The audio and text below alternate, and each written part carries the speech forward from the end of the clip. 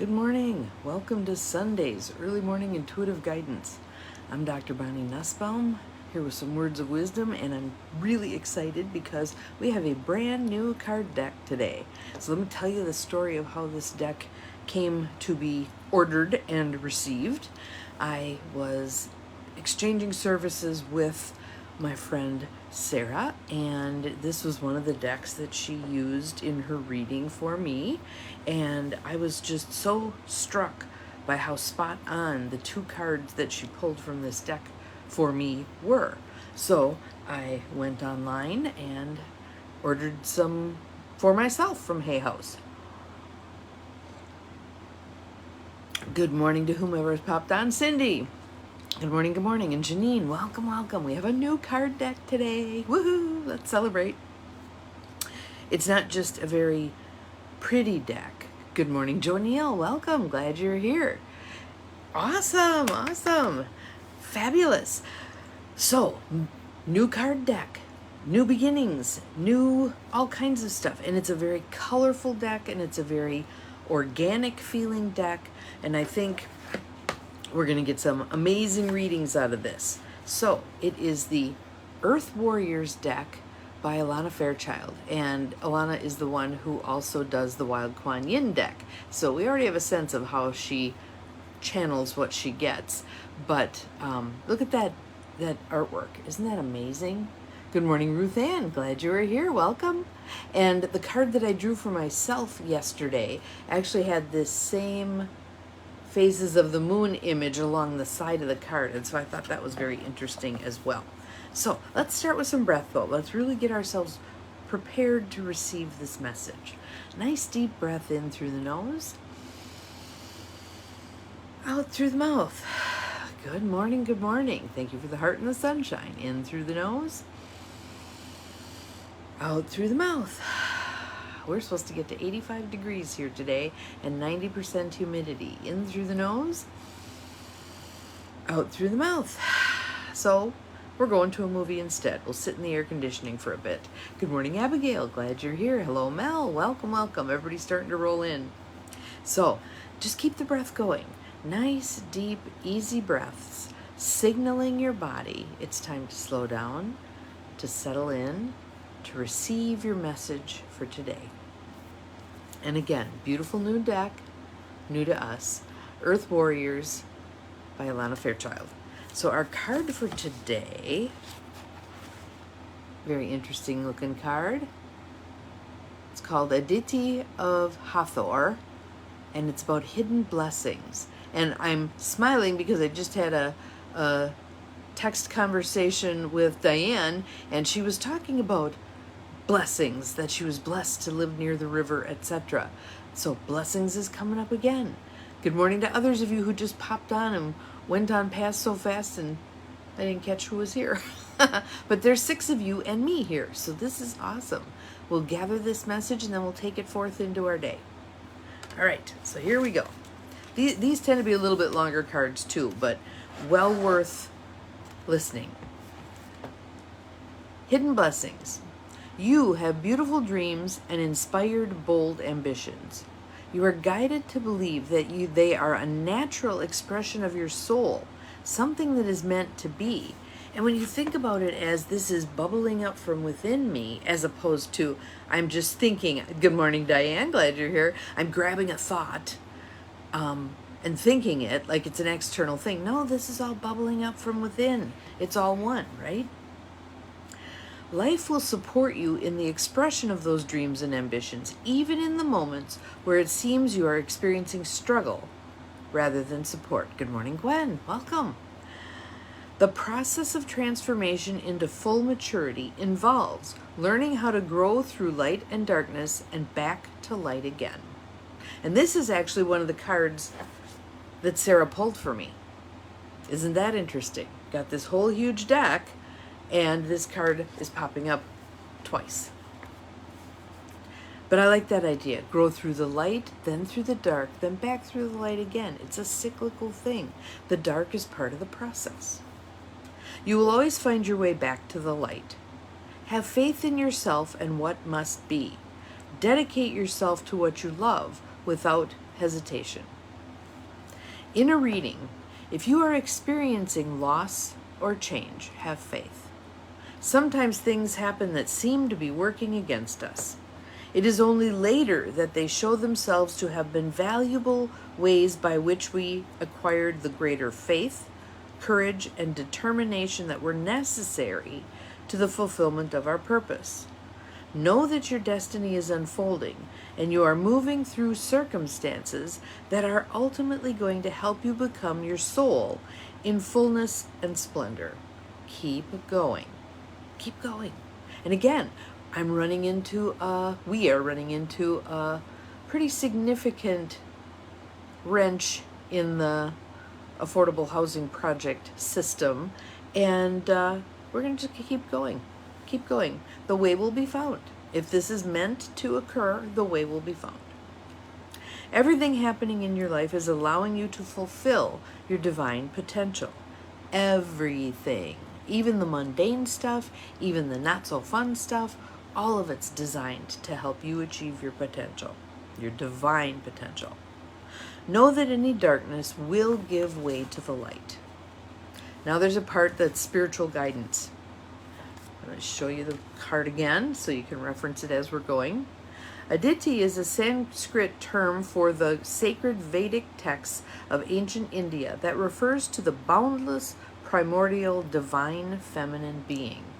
Isn't that a great description? Boundless, primordial, divine feminine being.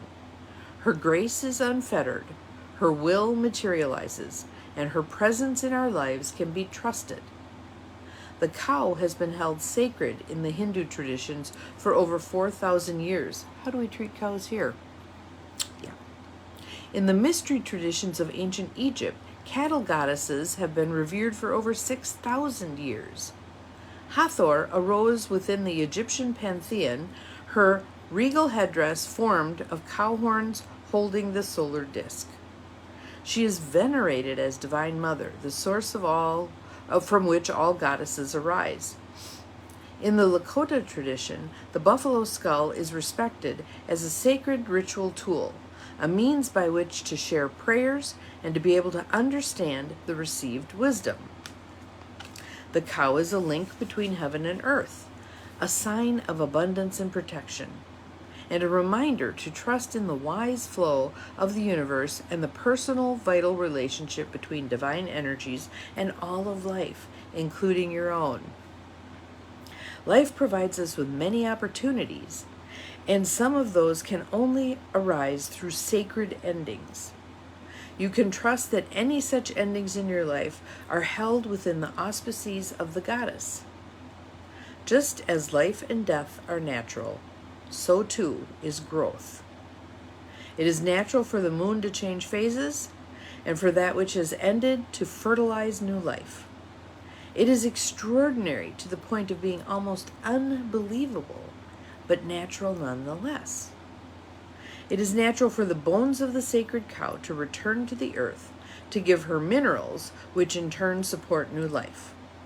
Within our human lives, loss is part of what allows something new to be vitalized. Good morning, Bonnie. Glad you're here. Let me show you our card quick. There it is. You too are moving through the cycle of life. Sometimes this can be confronting. To give up old ways or old identities can seem frightening to the mind. Yet it is inspiring and exciting for the soul that yearns to blossom into fullness and cannot thrive when held back in fear. There's fear or there's love. Which one are you going to pick? You may forget this momentarily and turn away from where you were headed out of confusion or concern. It may seem as though you are being asked to give up too much to secure your goals. You may wonder if it is foolish imagination rather than genuine soul purpose that is driving you forward. If you are a visionary with ideas that are not yet widely understood, I totally get this, but will help push humanity toward a new world, you may struggle more than most. Sigh. In this case, you are asked to take leaps of faith and endure the endings inherent in evolution whilst waiting for the signs of new life. And again, that right there is the classic definition of having faith, right? You can't see what's ahead. You know what you're looking for, but you can't see it. You just take the leap, or you take the next step in faith, a la Dr. Martin Luther King Jr. You don't have to see the whole staircase. Just take the next step in faith. You will have this asked of you because it is necessary for the process of creation, and most importantly, for you to have enough faith in your soul to handle it. Thank you for the pretty sunrise. To have faith in your purpose when it may sometimes feel like you are fighting a losing battle takes a lot of heart. Good morning, Beth. Welcome, welcome. The divine knows what you are up to, and it wants to remind you that you are not foolish. You are following your destiny. The divine wants you to accept that it can help you, that what you are pursuing is meant to be. And as you keep to your course, success will come. So I want to call out there that divine feminine concept, opening ourselves to receiving, opening ourselves to the support from the divine, knowing there's a way. If this isn't our path, there wouldn't be a way. Ways are opening up. Keep your eyes open. Keep stepping forward. Allow the inner force that compels you forward to have its way. Do not fear that sometimes radical changes that take place as you evolve into your destiny. So, sometimes it's leaps and bounds. Sometimes it's seemingly catastrophic. Sometimes it's ho-hum, boring, mundane. It presents itself in all different ways. It's us rising to the occasion. Ah, there's a door that's opening. Ah, there's a little nudge to go this direction. Ah, there's a window that just slid open. Oops, there's a boulder that just got smashed, so it's no longer in my path.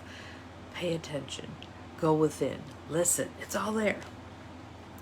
Any losses or endings along the way are essential for your fulfillment. Let your trust in life's goodwill and generous support of you be unconditional. Know you shall thrive. So here's the healing process, and it's got a prayer, so we'll do call and response like we typically do. I'll say a part, you say it back out loud. Hopefully you can do it out loud. I know you may have people in the house, but to heck with it. Let them think you're crazy. That's okay. There's work to be done here. All right, so here's... I call upon the wild grace of the sacred feminine and give gratitude for your wise and loving assistance in my life. I accept your blessing to fulfill myself. I trust that you will show me the signs and impress upon me the guidance that I need to feel reassured, focused, and committed. Help me and all beings fulfill the plan that Spirit intends for us and has placed in our hearts. Only the goodness of your wisdom prevails, and every darkness leads me into greater light. Good morning, John. Glad you're here. So be it. Now, if you can, spend a little time in nature. And I know it's butt crack 30 in the morning. Nonetheless, close your eyes. Because again, your brain, the instrument, doesn't know the difference between fantasy and reality. So I want you to imagine right now that you are in nature somewhere. Allow it to just create itself in your mind. It may be a place that's familiar. It may be a place that's brand new to you. Enjoy being there. Tapping into that nature. This can help you remember the cycle of life and have faith that Earth knows how to support life with brilliance and care. Finish with this short prayer to your soul. And again, we'll do a little call response. So I'll say a part and then you just say it back out loud. My dear soul. In fact, just put a hand somewhere. Might be on your chest, might be on your abdomen, wherever you feel like the soul part of you resides. My dear soul, you know what you are doing and how to grow in harmony with divine genius and sacred purpose, even when my conscious mind does not understand. You know when I do not know. So I choose to trust you. And this brings me peace and comfort now. I trust you. Place your hands in prayer at your heart and bow your head. Allow yourself to sense, feel, or intend the unlimited expressions of love from Spirit for you. Tap into that divine love. Tap into that energy that's available. Good morning, Marilyn. Glad you're here. That energy of love that's available to all of us. Again, John Lennon nailed it. All we need is love. Tap into that. Feel it. Allow it to flow through you more fully. An endless supply of love. It doesn't need to come from you. It comes through you. And in that way, it isn't an exhausting endeavor. If we pour from our own cup, we run out. If we pour from the universal cup, it never runs out. So you're recognizing the unlimited expressions of love from Spirit for you. It emanates all around you, toward you in all directions, and shines from within you outwards in all directions. So much love, support, and light are bringing comfort and reassurance to you now. And isn't comfort and reassurance something we could use right now? I always get the image of Dorothy, the Tin Man, and the Cowardly Lion locking arms and skipping down the yellow brick road. There's safety in those numbers, right? There's a sense of camaraderie. There's a sense of we're more stable together than we are on our own. And yes, I know America has been this place of fierce independence. That's overrated. Human beings are herd animals. I'll say it again. Human beings are herd animals. We need people. And the more kind and loving we can be with people, hopefully we hit that tipping point where there's much more of that spinning its way around the earth, blessing us all, right? You have completed your healing process. Yay! So here's the card again. And I like that image of the phases of the moon because that gives us that endless, timeless feel also. We just keep working on this stuff. We just keep taking those steps forward in faith. Yes, sometimes they feel like leaps. Sometimes they feel like a toenail's length forward. Doesn't matter. Forward is forward. And sometimes going backward is actually necessary for our process. One of the things that I say is sometimes we have to go backward in order to move over just a little bit and then go much further forward. Or think about a bow and arrow. When you draw back the arrow and you release it, it goes further. If you didn't draw back, if you didn't go backward at all, it would drop right at your feet. That tension is what creates the trajectory. Same for us. Same for us. So right now, in our world, especially in America, good morning, Trudy, we have a lot of tension, right? Can you view that tension as simply the arrow being drawn back, ready to be released, to move us much further forward? This is, another analogy is a birthing process. If you've ever witnessed a birthing process, it's messy. It's very messy and it's painful. It's moving toward an outcome, right? The birth of someone or something new, but it's a messy process. Can we tolerate? Will we choose to tolerate the messiness right now, knowing that this is about moving up leveling, being better than we've been?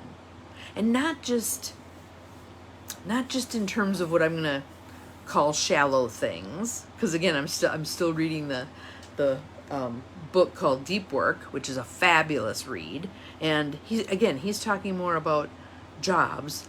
I'm applying it to life. The deeper we go, the more we're willing to dig in, the more we're willing to really, truly be living our life instead of skimming the surface, the more we're going to get out of it. Right now, people are very avoidant, many, of living their life fully. They're so plugged in this alternate reality that they're missing out on their true life day to day. How can you be more present? Take a moment. So right now, we've got a moment. Let's stop. I want you to pay attention to what's going on around you. I want you to listen with your physical ears. What do you hear? I hear the air conditioner running.